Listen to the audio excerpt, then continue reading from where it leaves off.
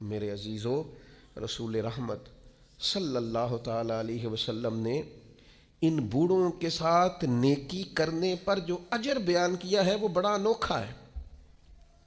حضور نے بزرگوں کے ساتھ جو اکرام کرنے کے بعد اس کا نتیجہ بتایا ہے، اور جو انعام ملے گا کسی ضعیف آدمی کی خدمت کرنے پر، وہ انعام بڑا شاندار بیان کیا ہے۔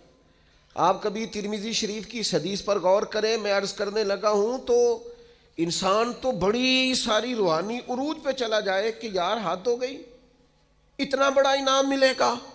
نبی کریم نے فرمایا اگر تو کسی بوڑھے کی اس کی بڑھاپے میں خدمت کرے گا نا، تو جب تو بوڑھا ہوگا تو اللہ تعالیٰ ایک جوان مقرر کرے گا جو تیری خدمت کرے گا۔ آپ نے خدمت کی، اور حضور فرماتے ہیں پھر اللہ ڈیوٹی لگائے گا بندے کی۔ آپ نے بوڑھے کی خدمت کی، اور جب آپ بوڑھے ہوئے تو آپ کی جو ذمہ داریاں تھیں وہ اللہ کے ذمہ کرم پہ چلی گئیں۔ اللہ نے بندہ مقرر کیا ہے، اللہ نے۔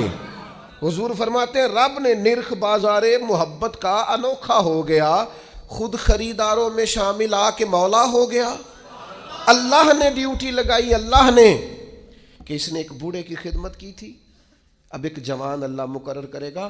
اور اس حدیث میں تصریح نہیں فرمائی، یہ ترمذی کی ہے، تصریح نہیں کی کہ وہ بیٹا ہی ہوگا، بھتیجے کی بھی ڈیوٹی لگ سکتی ہے، کسی شاگرد کی بھی لگ سکتی ہے، کسی گلی محلے میں بھی کسی کے دل میں اللہ بات ڈال دیتا ہے کہ تو اس کی خدمت کر، شرط یہ ہے کہ پہلے تو نوکری کر، ڈیوٹی کر۔